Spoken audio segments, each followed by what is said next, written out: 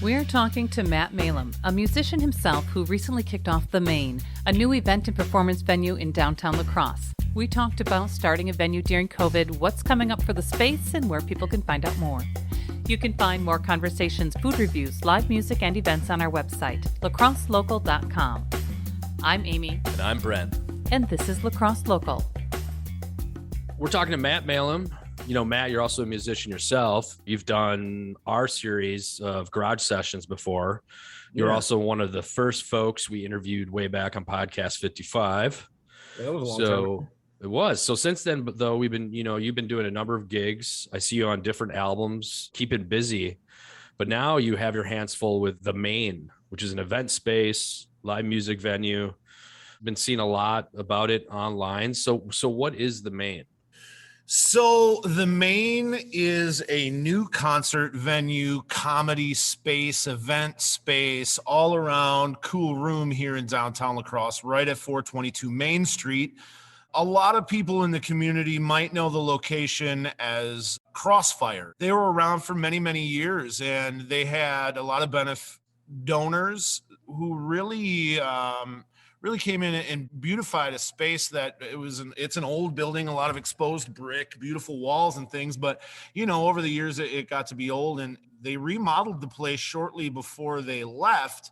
And so they basically built a place that they could have worship, they could have fellowship, but then they could also have like Christian rock shows. And so there's a sound system completely built into the room. And from what I understand, I don't know personally, I didn't experience it personally, but from what I understand, they used to have some pretty rockin' shows here, some pretty cool Christian shows back in the day. And so they ended up vacating the space, and my partners bought the building. And now here we are trying to, take slow, calculated steps to make this room just an incredible space for people to come and enjoy live music or, comedy events. Or, if you want to have a retirement party or a birthday party, we've talked with a couple brides and grooms about, having parts of their nuptials here, whether it be rehearsal dinner or the service itself. We're really kind of open to ideas and just kind of want people to come in and see the space and ask how we can make their event awesome. On top of a whole other things. I mean, there's a lot for me to talk about, but I'll let you ask some questions. You'll let me chat a little bit? Yeah, I'll let you talk a bit. Well, I got to look at it, before it actually opened. We just heard about this, and I was down at downtown Main Street, the office that's right next door. Yeah, and, you're correct. Those kind of historic buildings, those historic spaces, looks like a great setup. What sort of like investments did you put into it? Already it looked like a place that was ready to go for live music. Well, I gotta tell you, we were very fortunate again in walking into a space that was basically built out for us. The sound system was built into the room and essentially came with the purchase of the building. Everything was here. So we put a few $1,000s into making sure that the sound system was up to snuff, and we had commercial AV come in, and Dana and his crew came in and made sure the sound and lights were up and running. We got a couple more lights just because some of the stuff that they had was a little bit outdated, and donated again. So it's like, sometimes with the donated stuff, you take what you get. So we were just so fortunate in that everything was here. We're talking more than the bones. I mean, the bare bones were here, but the pants and the shirt are on the building as well. We put some curtains up, and honestly, that's about it. It's just such an incredible space. So, I'd like to talk about the Rucksack Revolution who's coming, which is a show, and some openers, including Dan Sobranek and John Smith. Yeah. All great friends of mine. Yeah, definitely. Yeah. It's nice to see this sort of, this different sort of music that isn't traditionally around the area in some ways. I guess it is around the area, but in a venue where people can actually sit down and enjoy it. Right. Well, one thing that we're looking to do here, and I can explain our three-legged table approach to our business, but one of the big things, and one of those legs in our business approach, is bringing cool, fun, different things to downtown La Crosse. And, we're very fortunate in this area to have an incredible music scene, a lot of really high level musicians, both locally here in the La Crosse area, but also regionally.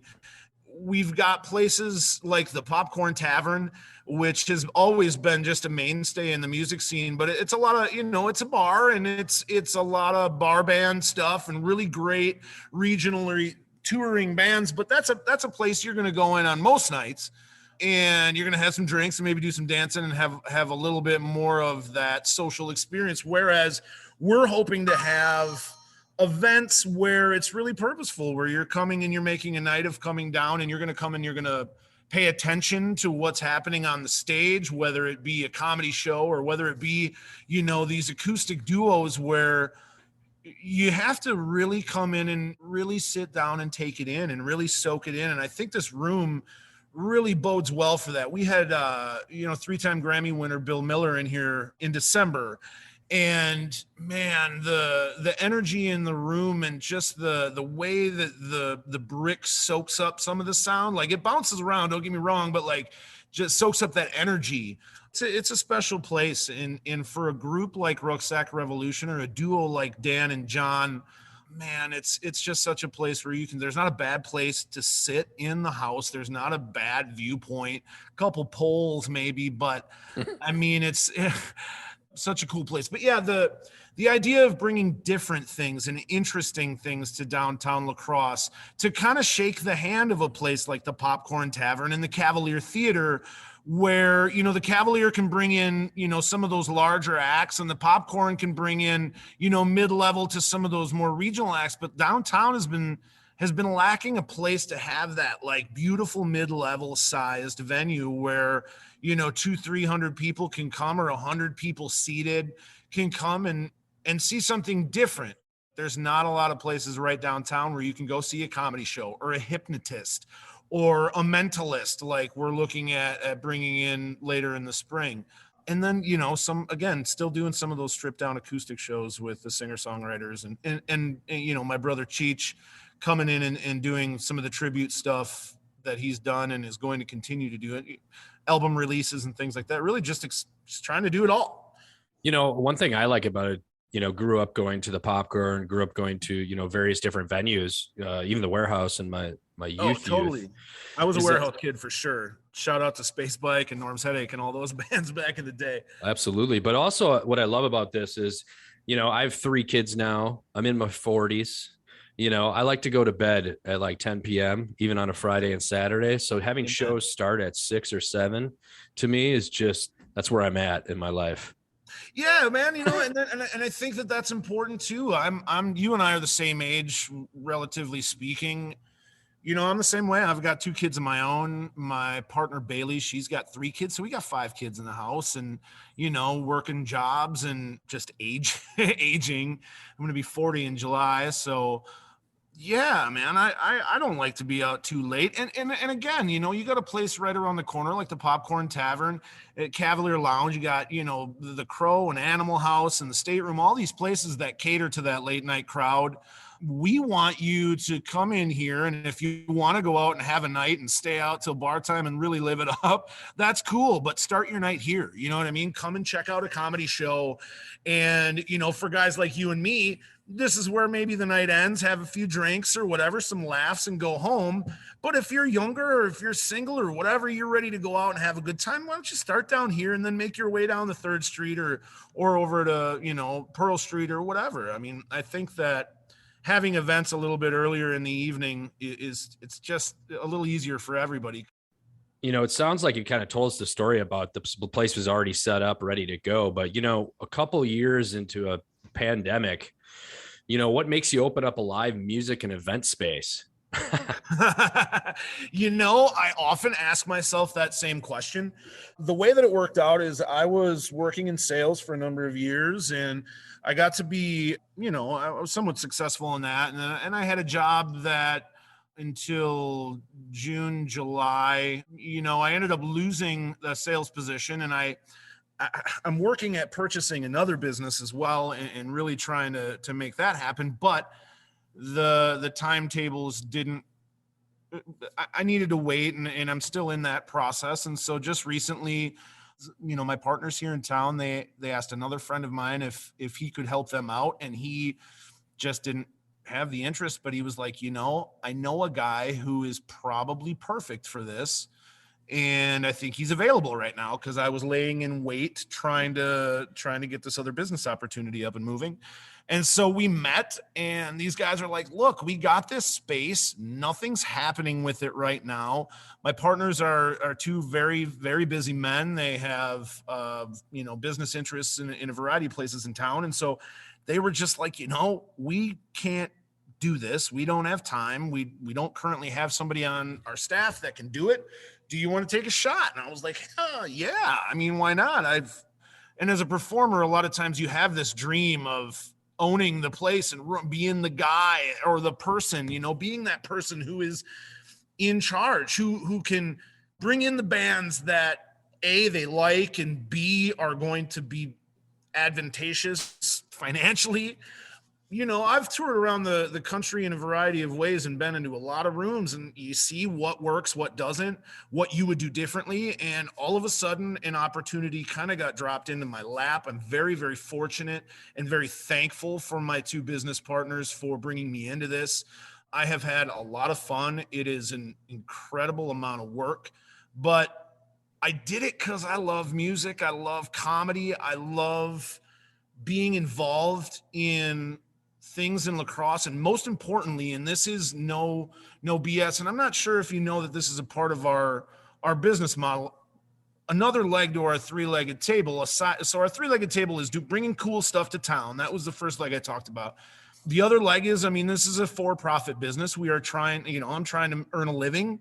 But the third leg of our table, and this is really what I'm passionate about here more than any of this, is every event that we open to the public, we are going to try, and so far so good, but we're going to try every event that we open to the public having nonprofit involved, where we are raising money or awareness or, maybe food donations to the Hunger Task Force, something like that. But we are trying to reach out to local 501c3s and really try to generate revenue for some of these groups and people that need a little help in the community. And so we've partnered with, in some of our events so far, the Hunger Task Force, the Center, the Seven Rivers, LGBTQ. Gosh, who else? We're looking at the Rucksack Revolution show is going to benefit the Mississippi Valley Conservancy and the great work they do for the blufflands and grasslands here in the Driftless region. Both the artists and myself are passionate in that conservation cause. And I've got meetings set up with a few of the other local, public education foundation. I hope that these events can just raise a bunch of money and awareness and whatever, some of these organizations need. I hope that we can be a small to large part in making that happen. I love lacrosse, man. I am born and raised here. My dad was born and raised here. My grandma was born and raised here.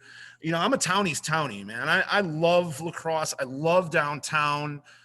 I think that the things that are happening in downtown lacrosse right now, and, the pandemic's setting things back a little bit, but I think that there's really good, positive, forward momentum in downtown lacrosse, and we want to be a part of that. I think it's important. What's next for the Maine? Well, without diving in too deep into specifics, because if anybody listening wants to find that out, they can go to our Facebook page. Just look up the Maine and Event Space on Facebook, and you should find that. But we've got a hypnotist coming in doing a show.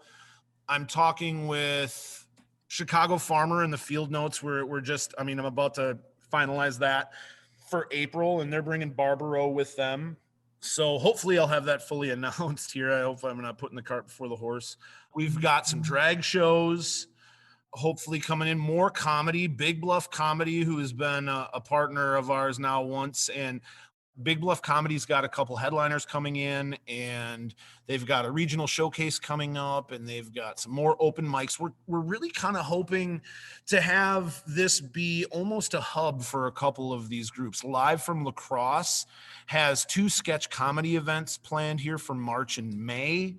Boy, I just met with a gentleman yesterday, a mentalist, which I'm not going to try and misrepresent what a mentalist is, so look that up, but he's going to come in and do that. And like I said, the drag show, they're hoping, and I'm hoping, that they can kind of find a home here at the Main, and they can do this regularly. Big Bluff Comedy, we're hoping to do a monthly open mic here and really trying to get regular events, get the market and the public trained to know that the Main is a place where cool stuff happens on the regular. Spoken with a mutual friend of ours, Mario, and he's hoping to have some events down the pipe as things start to get a little bit more, appropriate in the indoor space for their groups. But yeah, man, and quite frankly, anything. If you or anyone has an idea about event, I'm willing to listen.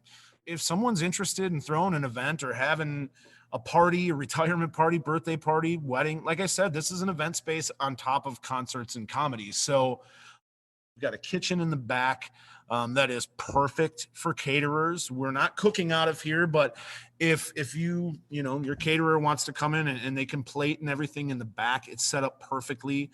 My partners own a couple different restaurants that do catering here in town, so we've got preferred caterers here. There's just so many different ways we can make this space work for you. Well, I'm definitely excited to come check out a show. You guys are also doing their Nirvana Unplugged show, which is happening further in the spring. So I'm excited to come check that out. So for people who want to find out more, but also maybe potentially think about renting your space, what's the best spot for them to go to? I would say message the Main in Event Space on Facebook. Please reach out via Facebook, message me on Facebook, send us a comment on one of our posts or whatever. But yeah, Facebook is probably going to be the best way to get a hold of me. La Crosse Local Podcast is a production of River Travel Media. Do you have an interview idea you'd like to share with us?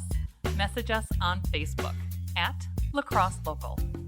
Find out more about us at lacrosselocal.com. And you can subscribe to the La Crosse Local Podcast on your favorite podcast app. If you like us, rate us 5 stars. We appreciate it.